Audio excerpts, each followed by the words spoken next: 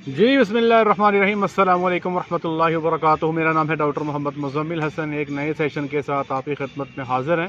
आजकल लोग बड़े परेशान होते हैं कि डॉक्टर साहिबान टीका रख जाते हैं, और जब वो टीका रख के जाते हैं तो शाम के टाइम गाय बैठी है तो पीछे से खून मारना शुरू कर देती है।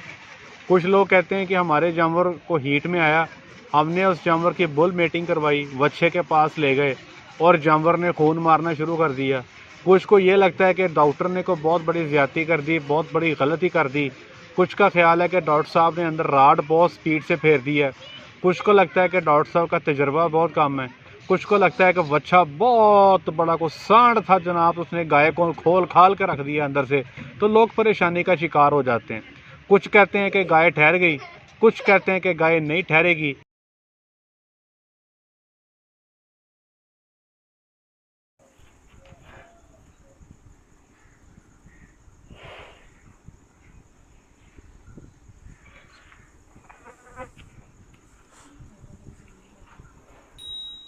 कुछ कहते हैं कि गाय अंदर से ख़राब है, कुछ कहते हैं गाय अंदर से साफ़ है। तो लोग बड़े तज़ब्ज़ुब का शिकार हैं। सवाल की समझ नहीं लोगों को आ रही। लोग ये समझना चाह रहे हैं कि आखिर हकीकत क्या है। तो एक बात को समझ लें कि आया ये डॉक्टर का कसूर है, क्या ये आपके संडे का कसूर है, क्या ये आपके बच्चे का कसूर है, क्या ये आपका कसूर है, क्या ये आपके जानवर के बच्चेदानी में इन्फेक्शन है, क्या ये उसका कसूर है। इन तमाम सवालात के जवाब के लिए इस वीडियो को देखते रहें, और इस वीडियो को देख के इंशाल्लाह आपको सारे जवाब मिल जाएंगे। तो पहले नंबर पे तो ये याद रखें कि जानवर जब हीट में आता है तो उसकी हीट का दौरानिया जो है वो अमूमी तौर पे 18 से 24 घंटे होता है। अब मैं एक हैरानकुन बात करने जा रहा हूँ जो आपको परेशान कर देगी। जानवरों में हीट का दौरानिया कम अज़ कम 6 घंटे भी हो सकता है। अमूमी तौर पे सख्त गर्मी के अंदर, या वो जानवर जो बहुत ज़्यादा दूध देते हैं उनमें बाज़ औक़ात हीट का दौरानिया सिर्फ 6 घंटे होता है। तो हीट का दौरानिया इतना छोटा होता है कि आपके लिए एआई का टाइम बनाना स्यापा बन जाता है। ये मैं नहीं कह रहा, ये ओहायो स्टेट यूनिवर्सिटी का आर्टिकल है, अमेरिका में ये वो कहते हैं। तो अमूमी तौर पे कुछ जानवर 12 घंटे का, कुछ 18 घंटे का, कुछ 24 घंटे तक हीट में रहते हैं। अब हीट ख़त्म करने के 35 से 45 घंटे के बाद आपका जानवर पीछे से ब्लड फेंकता है। ठीक है जी। अब वो जानवर जिसकी हीट छोटी है वो हो सकता है कि शाम को ही फेंक दे। आप कहेंगे यार सुबह को डॉक्टर से टीका रखवाया था, 6 घंटे के बाद जनाब वो गाय बैठी है, उसने जनाब वो खून फेंक दिया। क्योंकि डॉक्टर साहब तो कह रहे हैं ना हीट ख़त्म होने के 35 से 45 घंटे के बाद। आप सोच रहे हैं कि डॉक्टर सुबह टीका रख के गया, 6 घंटे के बाद ही ब्लड फेंकने लग गई है। तो मसला डॉक्टर का नहीं है, मसला आपके बच्चे का, आपके सांड का भी नहीं है। ये सिर्फ आपकी गाय का जो हीट का साइकिल है, जो 24 घंटे हीट में रहती हैं उनमें आपको ब्लड नज़र आता है। मिसाल के तौर पे आज टीका रखवाया तो कल को या परसों को। कुछ ऐसी हैं जिनके अंदर हीट का दौरानिया बहुत थोड़ा है, और उस हीट के दौरानिए के छोटे होने की वजह से सुबह को जानवर को टीका रखा जाता है, शाम को वो बैठा ब्लड मार रहा होता है। तो एक तो ये बात समझ लें, ये नॉर्मल है।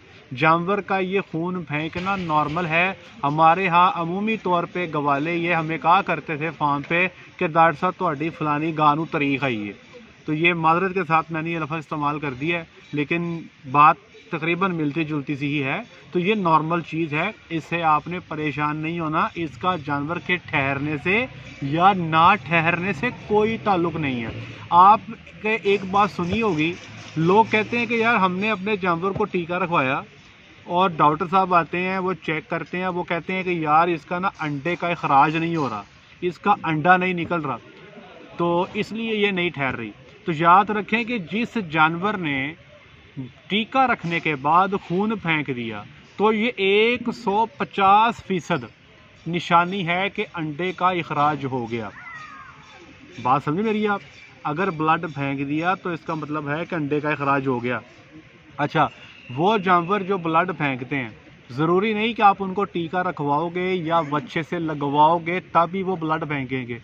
ऐसे जानवर जो ब्लड फेंकते हैं हीट ख़त्म होने के बाद 35 से 45 घंटे के बाद, उनको आप टीका ना भी रखवाओ, उनको आप बच्चे के पास ना भी लेके जाओ, ब्रदर वो आपका ब्लड फेंकेंगे। थोड़ी सी मिकदार में फेंकेंगे, आप देखोगे पीछे से तारें निकल रही होंगी और उन तारों के अंदर हल्का सा ब्लड होगा, बाज़ औक़ात बिल्कुल फ्रेश ब्लड की तरह भी होता है। तो इसको देख के परेशान नहीं होना। गर्मी के मौसम में मुझे याद है वलैती गैया थी हमारे पास, अमेरिकन डॉक्टर का मुझे फ़ोन आता है, डॉक्टर साहब हमारी फ़लानी गाय जो है वो ब्लड फेंक रही है, इमिज़ोल लगा, ब्यूटालेक्स लगा। वो मैंने डॉक्टर साहब से कहा दूध कितना कर रही है? कहते डॉक्टर साहब दूध तो इसने अभी दिया है टाइम का 13 किलो, वो ये मन दूध कर रही है। मैं कहा डॉक्टर साहब अगर ये मन दूध कर रही है तो इसको इमिज़ोल ब्यूटालेक्स लगाने की क्या ज़रूरत है? तो फिर जब इन्वेस्टिगेट किया मसले को तो पता लगा कि ये जानवर एक दिन पहले हीट में था, आज वो ब्लीडिंग कर रहा है। इसको हम लोग अपनी ज़ुबान में मैट ईस्ट्रस ब्लीडिंग कहते हैं या पोस्ट ईस्ट्रस ब्लीडिंग कहते हैं। तो इस बात का ख्याल रखें कि गर्मी के मौसम में अगर कभी जानवर को बैठे को पीछे ब्लड फेंकते देख लें तो फौरी टीका भर के इमिज़ोल लगाने नहीं बैठ जाना, फौरी टीका भर के ब्यूटालेक्स लगाने नहीं बैठ जाना, फौरी टीका रख के डायमिनाज़ीन लगाने नहीं बैठ जाना, फौरी टीका भर के ऑक्सीटेट्रासाइक्लिन लगाने नहीं बैठ जाना। पहले तसल्ली कर लेनी है बाजू डाल के। हो सकता है आपका जानवर एक दिन पहले हीट में हो। बहुत सारे जानवर गर्मी के मौसम में हीट साइन नहीं देते, आपको पता ही नहीं चलता। गूंगी गायें होती हैं, सांस चढ़ा होता है, गर्मी की वजह से बुखार उनका ज़्यादा होता है तो हीट उनकी ऐसे ही गुजर जाती है। और कईयों की तो बहुत छोटी सी होती है, 6 घंटे की हीट, रात डॉक्टर सुता रह गया तो गां दी हीट लंघ गई, पता ही कोई नहीं।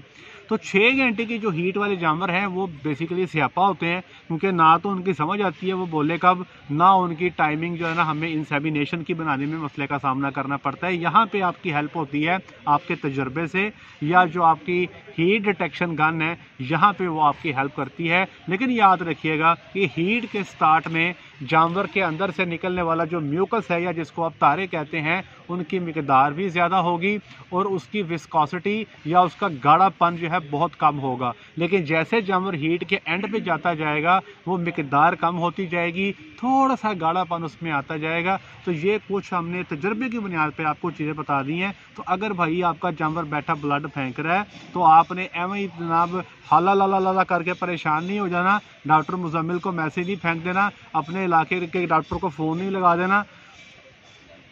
समझ आ रही है बात कि ये नॉर्मल है। ठीक है जी, उम्मीद करता हूँ कि मैंने बड़े आराम से डिटेल से आपको ये बात समझा दी है और आपको समझ भी आ गई होगी। उम्मीद करते हैं कि अब ये प्रॉब्लम आपके ज़हन में नहीं रहेगी। जो जानवर ब्लड फेंक दे वो ठहर भी सकता है, नहीं भी ठहर सकता, 50-50 चांस है। और जो जानवर ब्लड ना फेंके वो भी 50-50 चांस है उसके ठहरने के ना ठहरने के। तो इसका ठहरने या ना ठहरने से कोई ताल्लुक़ नहीं। कुछ जानवर ब्लड फेंकते हैं, कुछ नहीं फेंकते। उम्मीद है आज का सेशन आपके लिए यूज़फुल होगा। अपनी दुआओं में याद रखिएगा 5 वक्त की नमाज़ अदा करें। मैं भी इंशाल्लाह 5 वक्त की नमाज़ अदा करने की नीयत करता हूँ और रमज़ान के सारे रोज़े इंशाल्लाह हम सारे रोज़े रखेंगे। अस्सलामु अलैकुम।